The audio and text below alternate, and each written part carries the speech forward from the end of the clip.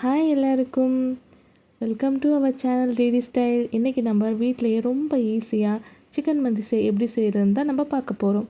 அதுக்கு 3 cup basmati rice எடுத்து நல்லா வாஷ் பண்ணிவிட்டு 10 மினிட்ஸ் சோக் பண்ணி வச்சுருக்கேன். இதுக்கு மந்தி மசாலா ஒன்று ரெடி பண்ணணும்.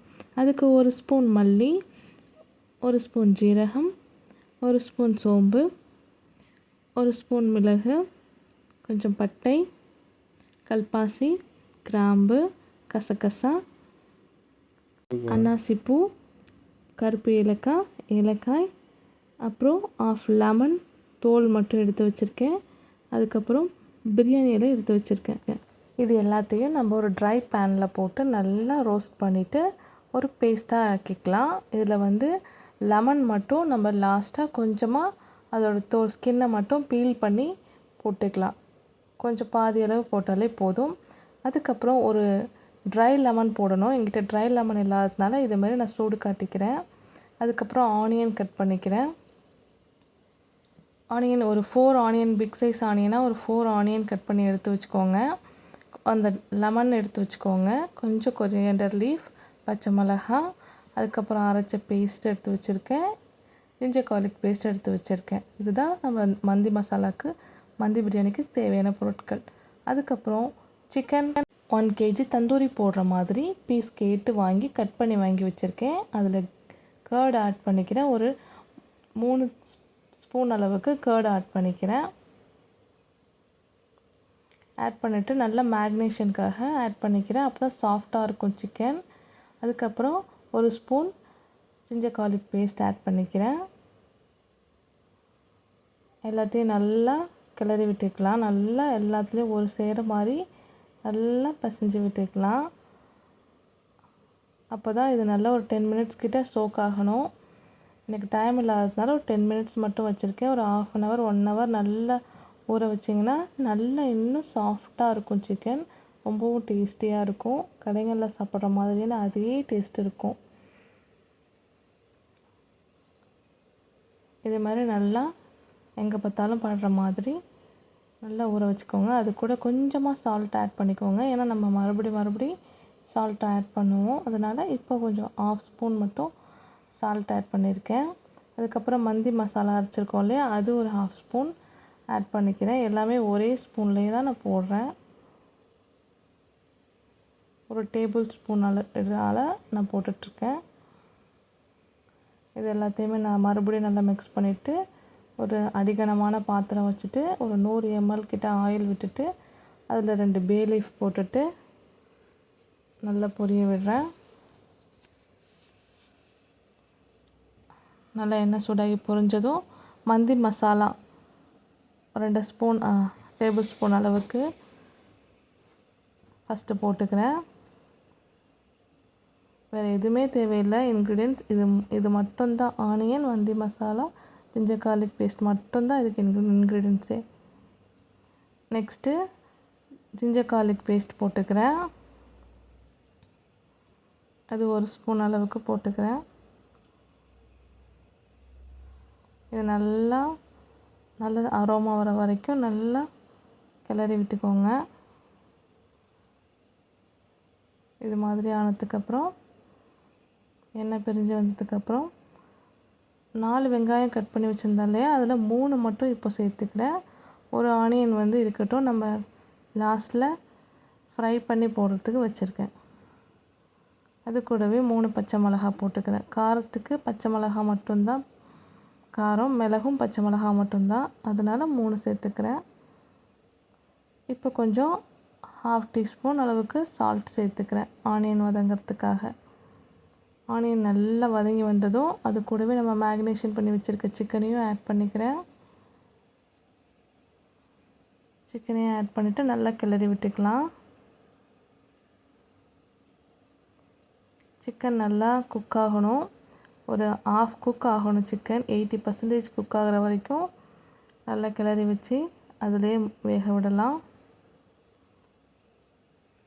அரிசிக்கு தேவையான அளவு தண்ணி இப்போவே சேர்த்துக்கிறேன். 1 கப் பாஸ்மதி ரைஸ்க்கு 1.5 கப் தண்ணி ரேஷியோவில் நான் 3 கப்புக்கு சேர்த்துருக்கேன். நீங்களும் அதே மாதிரி சேர்த்துக்கோங்க. அப்போ தான் உதிரியாக ரைஸ் வரும். இந்த தண்ணியிலே நல்லா சிக்கன் கொதித்து நல்லா வெந்து வரணும்.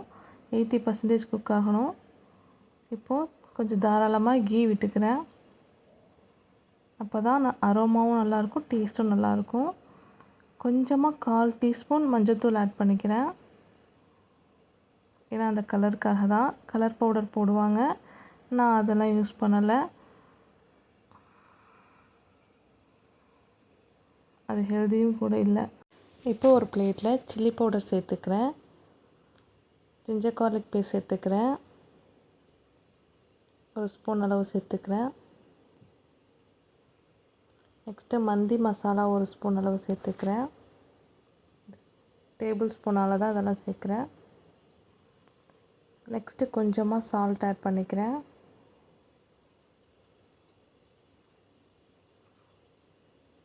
கொஞ்சமாக மஞ்சள்தூள் ஆட் பண்ணிக்கிறேன்.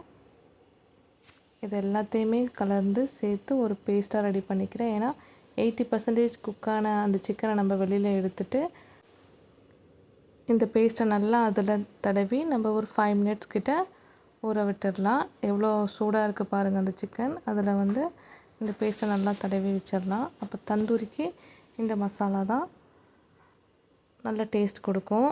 கடைங்களில் சாப்பிட்ற மாதிரி நமக்கு தந்தூரி கிடைக்கும். ரொம்ப சாஃப்டாகவும் இருக்கும். ஒரு தோசை தவா வச்சுட்டு, நான் இன்றைக்கி தோசைக்கல்லே தான் தந்தூரி பண்ண போகிறேன். கொஞ்சமாக ஆயில் விட்டுட்டு நம்ம ஊற வச்சுருக்க சிக்கனை எடுத்து இதில் வச்சுக்கலாம். இதுக்கு கொஞ்சமான ஆயில் இருந்தாலே போதும். ஃபைனலாக கொஞ்சம் கீ மட்டும் அப்ளை பண்ணால் போதும். நிறைய ஆயிலெலாம் இதுக்கு தேவை கிடையாது. ரொம்ப ஈஸியாகவே செஞ்சிடலாம் இதை. 2 பக்கமும் திருப்பி திருப்பி இந்த மாதிரி நல்லா ரோஸ்ட் ஆகிற வரைக்கும் நல்லா குக் பண்ணி எடுத்துக்கிறேன்.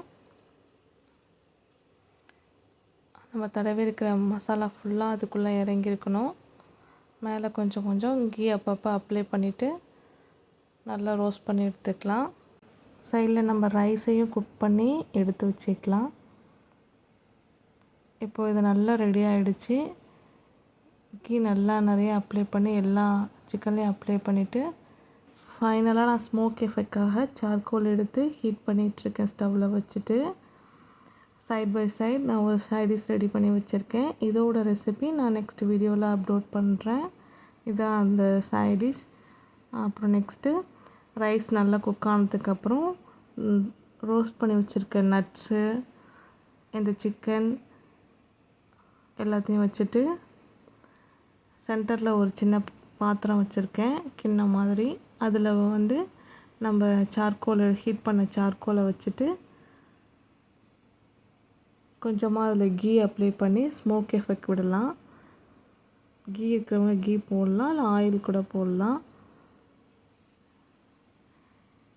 நான் இப்போ கீ விட்டுக்கிறேன். கீ விட்டதும் நல்லா ஒரு ஸ்மோக் எஃபெக்ட் வரும், ஸ்மெல் வரும். அதை உடனே நம்ம க்ளோஸ் பண்ணிடணும். ஒரு 5 மினிட்ஸ் கழித்து இதை எடுத்துட்டு நமக்கு டேஸ்டியான மந்தி ரெடி ஆகிடுச்சு. நீங்களும் உங்கள் வீட்டில் செஞ்சு பாருங்கள். ரொம்பவே ஈஸியாக கொஞ்சம் இன்க்ரீடியன்ட்ஸ் வச்சே செஞ்சிடலாம். ரொம்பவும் டேஸ்டியாக இருக்கும். செஞ்சு பார்த்துட்டு எப்படி இருந்ததுன்னு சொல்லுங்கள். நாங்கள் இன்றைக்கி இப்படி தான் சாப்பிட்டோம் ஃப்ரெண்ட்ஸ்.